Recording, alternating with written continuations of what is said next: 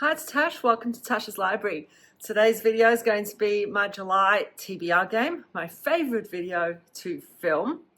Now, I will be participating in Buzzwordathon again, as I have throughout the year, and I'm doing both the cover and title prompts. The title prompt this time is punctuation in the title, and the cover prompt is technology on the cover. So I'm going to try to find books that meet those prompts as well. Without further ado, let's go to the board. And this is the board. I play with my trusty Lego Eeyore, and I move counterclockwise and pull a card that's similarly colored to the corresponding squares. Blue is what's in a name, which are title prompts. Purple is from cover to cover, which are cover prompts. Yellow is all in the making, which are publication details and authors. Red, it's a vibe, which are settings and genres. And green, it's a random or different games like Pick-a-Wheels. If I land on one of the bookworm squares, I play the bookworm game, which has super obscure prompts. I throw 2 dice. If I throw a double, I add an extra roll. So without further ado, let's begin. Roll number 1 is a 5. 1, 2, 3, 4, 5. That is red. It's a vibe. And that's a novella. It's a vibe, and this time it's a novella. And for this, I'm going to continue the Stormlight archive. So I have Red Way of Kings and Words of Radiance, and I believe the next book I need to read is the novella Edge Dancer, which is in the Arcanum Unbounded bind-up by Brandon Sanderson. Now, I don't know much about this particular novella, but Stormlight Archive so far is pretty good. I really enjoy the first 2 books. They're super epic fantasy set in a world that's ravaged by storms, where a few groups are actually fighting against each other. There are massive high stakes, a few POV characters that we follow, and it's all escalating. It's a little bit tragic at times. It's so engaging. They are massive books, but they are very, very enjoyable to read. So I'm looking forward to continuing, because I have planned to read the 3rd book in the series of this year, and I do need to finish the novella first. Roll number 2 is an 11. 1, 2, 3, 4, 5, 6, 7, 8, 9, 10, 11. Bookworm game. We go the bookworm game. Super fun. I always really enjoy playing that. All right, this is the bookworm game that I play. It is a dice game, but I don't use the dice. They are pretty cool though, so check it out. What I like about it is it has these really cool prompt cards that have really tricky prompts like this. So we have, for example, Disney characters, typical for Australia, and types of tea. What I do is I pick a card and then I throw a die. If I throw 1 or 2, I pick the green prompt. 3 or 4 is orange prompt, and 5 and 6 is red prompt. Okay, so I'm going to shuffle the cards and see what I get.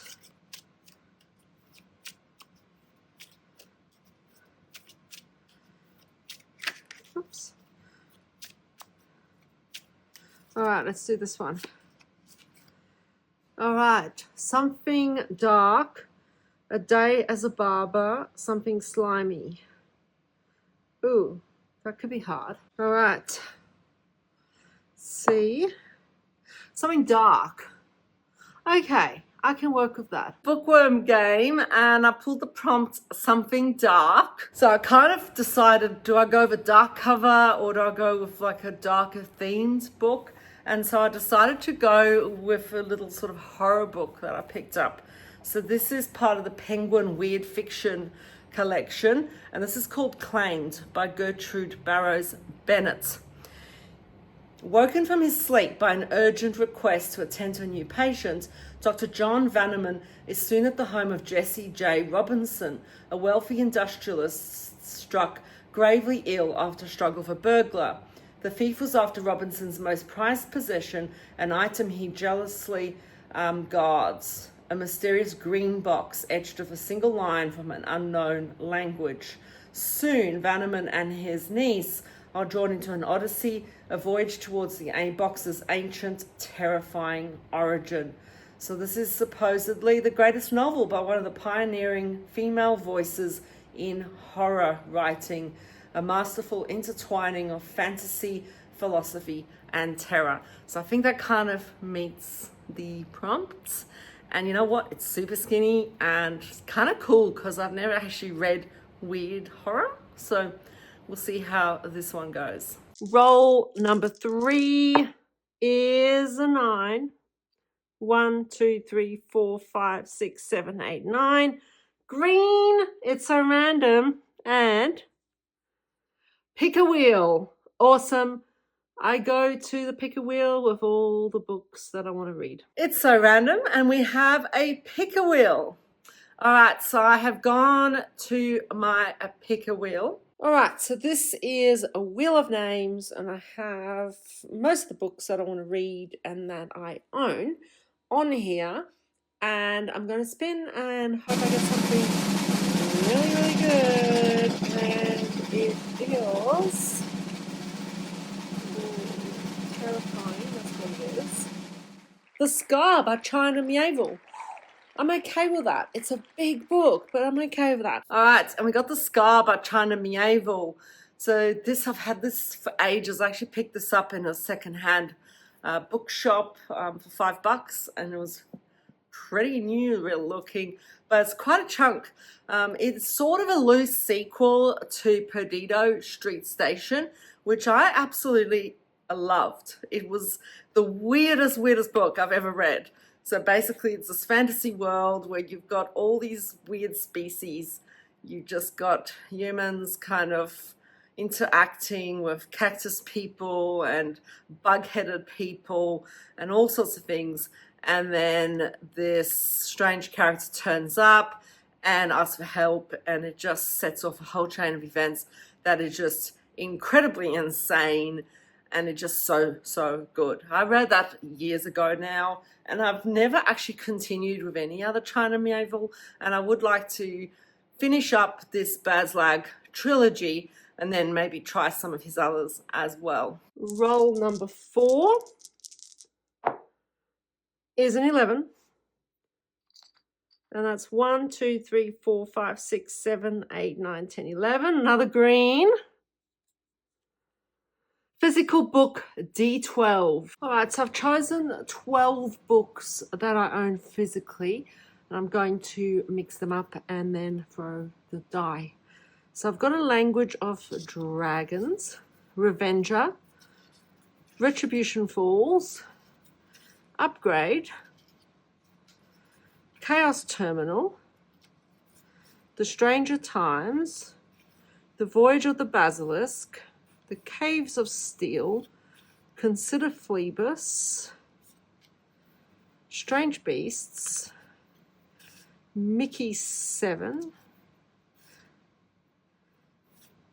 and A Mistress of the Empire.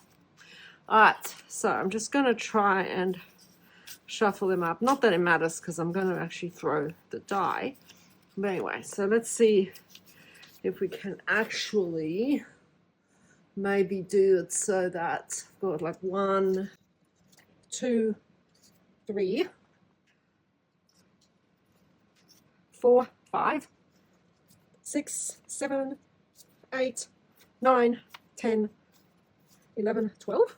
Let's just do it like that. All right, so I'm going to throw the die and hope for something really, really good. I've got number 7. Hopefully you can see that. So that's 1, 2, 3, 4, 5, 6, 7. And it's Upgrade. I'm reading Upgrade. All right, another It's So Random. And this was Physical Book D12. And as you saw, I laid out 12 books and then threw a D12 and picked one. I got Upgrade by Blake Crouch, which is pretty exciting because I do really like Blake Crouch, really enjoy dark matter and recursion, and I've been really wanting to read Upgrade. I've owned this probably for a couple of years now, so it'll be really, really cool to get to. Obviously, I did put books I wanted to get to on that D12, but I am glad that this one came up. So Logan Ramsay is beginning to see the world around him, even those he loves the most, in whole new ways. His concentration is better. He can multitask quicker, read faster, memorize more, and sleep deeper. It is not natural. His genes have been hacked. He has been targeted for an upgrade, and he knows it. So it's kind of, yes, it's sort of pretty cool. The other two books I read kind of dealt with sort of parallel universes, time travel, etc. This one seems to obviously be a more biologically based book. I'm looking forward to getting to that. Roll number 5 is a 4. 1, 2, 3, 4. Cover prompt. Well, the final cover prompt, a light source on the cover. All right, from cover to cover, and this time it's a light source on the cover. And I'm going to get the book on here that I was really hoping was going to be picked in the D12 pick, and that is Revenger by Alistair Reynolds. I'm super looking forward to this one. Look, I'm going to count this one because there are stars on it, and stars are light sources. So I'm going to really push it because I'm so desperate to read this book. So from the dark, distant future and the rubble of our solar system comes a tale of space pirates, buried treasure, and phantom weapons, of unspeakable hazards and single-minded heroism and of vengeance. From what I hear, this is kind of almost like a Firefly kind of thing.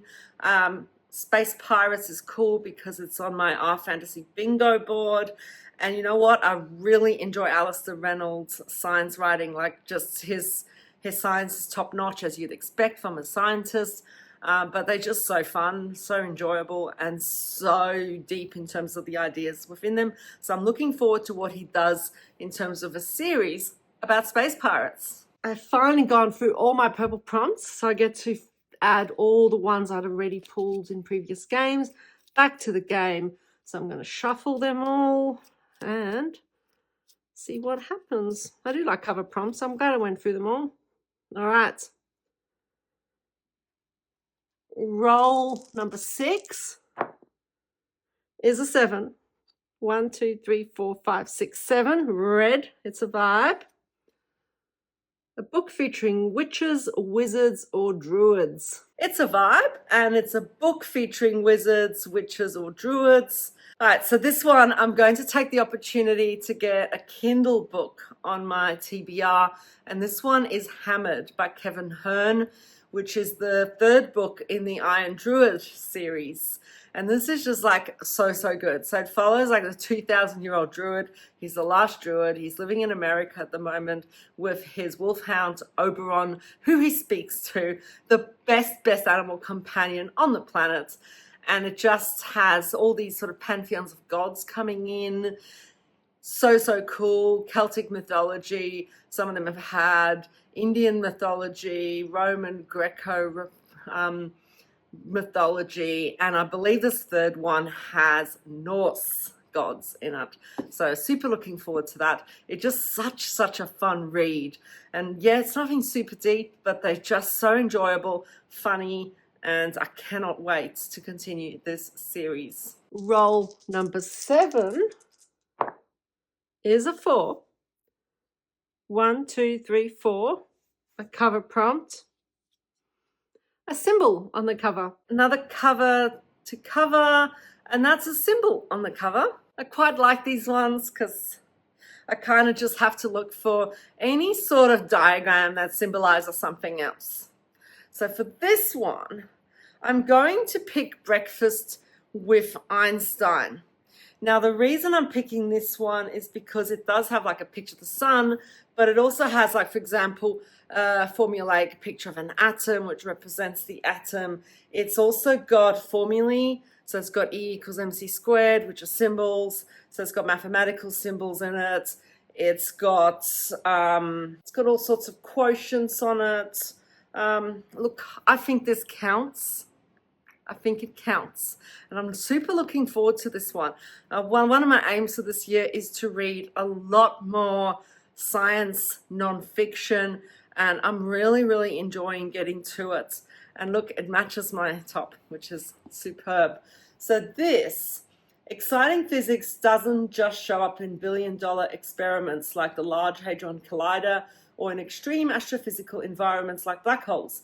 It is to be found all around us, just beneath the surface of our normal everyday lives. An ordinary morning routine depends on some of the weirdest phenomena ever discovered. Did you know, for instance, that the humble alarm clock holds secrets about quantum mechanics? Classical physics cannot explain why your toaster's heating element glows orange, etc. So I just love this kind of book. Just so fun to read. And final roll. This game is being super kind to me. Let's see. Yeah, it's a 6. 1, 2, 3, 4, 5, 6. Another game. Oh my gosh. TBR, a veteran pick. Oh no. Okay, so for TBR Vet, I have this pencil case, and it has books that have been on my bookshelves for a very, very, very long time. I'm going to pull one out. Hopefully I've read it already, or it's something really, really good. But anyway, so I'll give it a good little shake. And I'm seeing they're all just pieces of paper. And I'm just going to randomly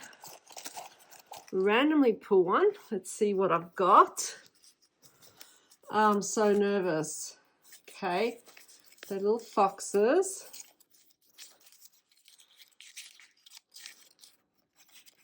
Oh, Dangerous Ideas by Eric Berkowitz. That is actually a non-fiction book, which I'm actually pretty happy about reading. It's so random. A lot of it's so randoms this time. And this is a TBR, a veteran pick. And I was really lucky on this because there's some like hairy books in there that I really don't want to start, particularly new series. But I'm quite happy with what came up. And that is Dangerous Ideas by Eric Berkowitz. And this is a story about censorship in the West. I've had this for years, and I've been wanting to get to it because the idea of censorship is really interesting to me. I did a unit at university like decades ago now, but anyway, and I really, really liked it. And so when I saw this book, I thought, you know what, I really would like to read that book. And it's just really, really cool. So I'll read you the synopsis on the front. I'll try and show the title while I'm reading it, so you can look it up if you like. Or actually, I'll put a picture up here so you can see what I'm talking about. So the compulsion to silence others is as old as the urge to speak. Dissent just disturbs by definition, and those who rattle norms often do so in obnoxious ways. Freedom of expression is one of the West's most revered rights, but it is also among the most contentious. And censorship, Berkowitz vividly demonstrates, is a paradox. It violates our rights, but it has always been a pervasive element of social reality in the psyches of individuals no less than dictators. I just think this is going to be like super, super good to read. So I'm looking forward to that one quite a lot. Now, the other thing I'm going to do is I'm going to continue my science fiction short story reading. And this is based on the Big Book of Science Fiction, which is edited by Anne and Jeff Vandermeer. It's a big chunk, and so I've owned this for years now, and I decided this year that I was going to sort of draw 3 stories randomly, and just as a way of gradually getting through this book. I've also occasionally read from the front as well, but it's just a way to get to it. And look, they've been hit and miss. Some I've loved, and some have been a little bit mediocre for me, but I've kept to it, and at least I feel like I'm kind of getting through some of the, what at least the Vandermeers consider some quintessential science fiction short stories through the history of science fiction. So the way I'm going to do this, once again, is I'm going to use a picker wheel, and I'm going to spin 3 times and see what I get. All right, so I'm just going to do it like this time, just to make it a bit easier for myself. So this is the Wheel of Names app, and I have put in all the stories that I have not yet read. I have removed the ones that I have read this year, so they won't come up. And yeah, let's tap it and see what comes up. All right. So that's Rachel in Love by Pat Murphy. So let's go see what that's about. All right. So Pat Murphy is a US writer of science fiction and fantasy who lives in San Francisco and first began publishing notable short fiction with Nightbird at the Window. Rachel in Love, which was first published in 1987 in Asimov's science fiction magazine, is probably Murphy's most famous work and won a Nebula and Theodore Sturgeon Memorial Award. It features as its viewpoint character a female chimpanzee with enhanced intelligence who escapes an impersonally horrific research institute. Ooh. So that could go either way. That could be super cool, or it could be very sad. I'm not sure. But I'm looking forward to see what Pat Murphy's writing is like. Because the greatest thing about doing this is you actually get a bit of a sampling of different authors that you haven't read before. All right, let's spin again. And this time, we'll see what comes up.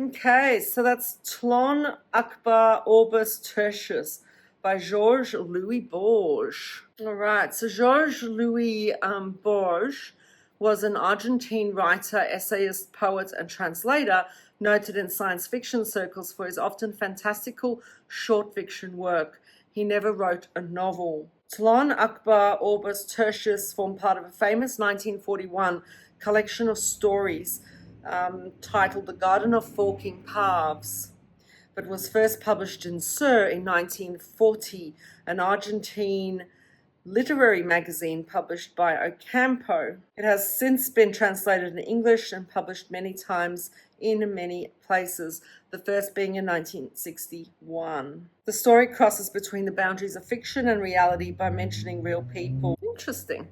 So yeah, I quite like some of those older ones. They're quite fun. And I do enjoy the ones in translation. All right, let's spin for the final time.